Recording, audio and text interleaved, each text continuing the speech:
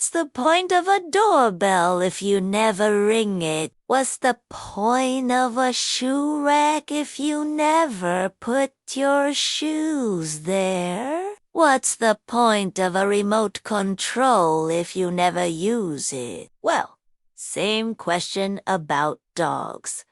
What's the point? Ever wonder about that? Cows give milk, goats give milk and fertilizer. But dogs, they only give you noise. People say dogs are loyal, but if loyalty means barking from 7 in the evening till 6 in the morning without a break, then I'd rather live without it. Just the other night, around 11, one dog decided to start a poetry session. Yes, a mushaira. He gave the opening line. The dog across the street responded with a couplet. Soon the whole street turned into a poetry gathering. Some dogs had 2 ghazals, others 3, and a few even went freestyle. I shouted order, order from my window. But who listens when the crowd is fired up? Now I'm no dog expert. My research is limited to this neighborhood, but I can tell you one thing. Desi dogs are different from the rest. Take their bark, for example. Their bark has layers. If I wanted to analyze it, I could probably assign a meaning to each variation, like the casual bark, which means hello, stranger, keep walking, or the suspicious bark, which means I don't know you.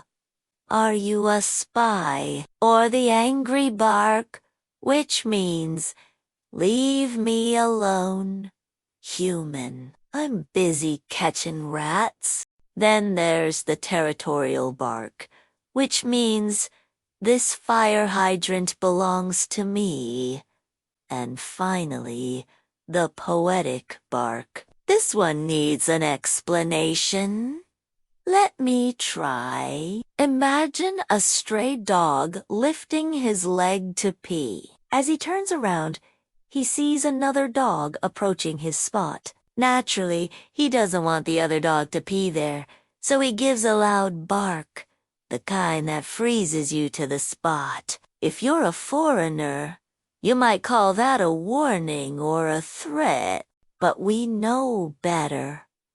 We know that was a poetic bark. It's a way of saying, hey, dog, this is my corner. You wouldn't want to hear my next poem, would you? Honestly, I didn't think much about dogs until I moved here. Back home, our society had security guards, so the only time I interacted with a dog was when it chased me down the street. But here in America, it's every man for himself. Your life is your responsibility. Your property is your responsibility. And if you don't have a gun, your best bet for security is a good dog. Problem is, where do you find one? Well, according to my research, you have 2 options. Option no. 1, get a dog. Ooh, ooh, ooh. 1, yay. These dogs are usually cheaper, but they also come with some baggage. For example, they might have been abused before. Or they might have attacked someone. Or they could be a mix of both. Option no. 2 is to get a purebred dog, preferably German Shepherd or a Doberman. These dogs are expensive, but they're worth the investment because they never cause trouble. Well, almost never. Recently, a Doberman bit Lady Gaga's assistant. Another Doberman bit Madonna. And just last week, a Doberman bit a postman. Who knows why? Maybe Dobermans only bite attractive women and handsome mailmen. As for mixed breeds, I think they're great. I mean, just look at Fluffy. She's smart, she's beautiful, she's trained.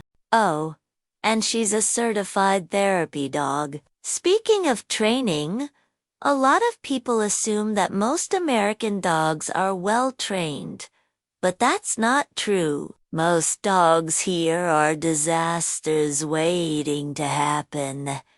Like the dog next door. His owner walks him every day, but he never walks on a leash. He runs across the lawn, jumps into the bushes, barks at squirrels, and generally causes me. The funniest thing about him is his name. They call him Buddy. Buddy. The friendly term you use for your best friends. But this dog isn't friendly. He bites everyone. I mean everyone. Last week, he even bit the mailman. And if that wasn't enough, he pees on everything. Every car that passes by. Every tree on the block, even the mailboxes. It's as if he wants to become mayor one day. Elect me and I shall pee on your lawn. That's how politics work these days. But one thing you have to give him. He's polite. One soft woof at the door, another gentle woof as you step in. Security plus music. Our Desi dogs, no rhythm, no tune, just endless shouting. The first time we went to the park, it was a nightmare. Suddenly, there was a dog in front of me growling and showing its teeth. The owner said, "Don't worry, he won't bite." Then he whispered to the dog, "Speak when spoken to." Moments later, I heard a voice behind me say, "Excuse me, mister, can you please shut up?" One day we were having lunch in the backyard when suddenly a dog jumped over the fence. Before I knew it, he was lapping up the ketchup from my burger. Just then, his owner came running. "Oh, sorry about that," she said. "He's new at this whole stealing food thing." Well, I wasn't angry. I was impressed. Here was a dog who understood the concept of theft. Not only that, he had the courage to act on it. And let's be honest, who hasn't stolen a French fry from their neighbor's plate? Don't lie. Don't try to pretend you're better than us. Now, you might be thinking, well, this dog was trained to steal. And that brings me to another misconception about American dogs. People assume they're all pets, but that's not true. Some are working dogs, like the one that delivers my groceries. Every Friday, the same dog comes to my door. He drops the groceries at the entrance, then takes off. I think he works for Amazon. As for pets, they're mostly indoor cats. Dogs are either kept for security or they roam free. They're part of the neighborhood ecosystem. I mean, just look at this one. He's got a tough name, Scar, but he's a sweetheart. Well, except for the fighting. He's always looking for a fight. Last month, He got into a massive brawl with a pit bull. 2 minutes into the fight, Scar was winning. The pit bull had a bloody nose and a torn ear. But then something amazing happened. A small terrier intervened, and I'll never forget what he said. He walked up to Scar and calmly asked, "Are you enjoying the fight?" At first, I thought Scar would attack him, but instead he replied, "No, not really. This pit bull is such a lightweight. Can you take him on?" Honestly, sometimes I feel like I'm living inside a dog movie. But now let's talk about manners. We all love dogs that know manners. They sit patiently, shake your hand, maybe play dead, but you know what they say. Never trust a dog that shakes your hand, because once he looks you in the eye, he's planning your death. So yeah, best not to trust them. As for dogs that sit patiently, I'll give you 2 guesses. No. 1, they're stuffed toys. No.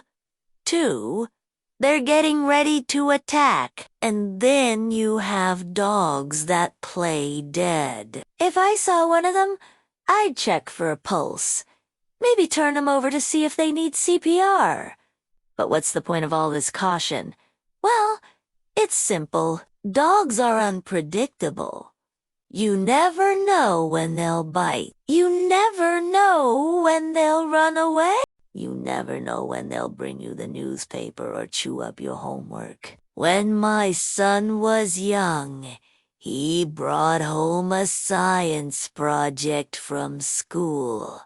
Something about plants and gravity. Well, we worked on it for days, me and him, and just before the deadline, our dog ate the whole thing.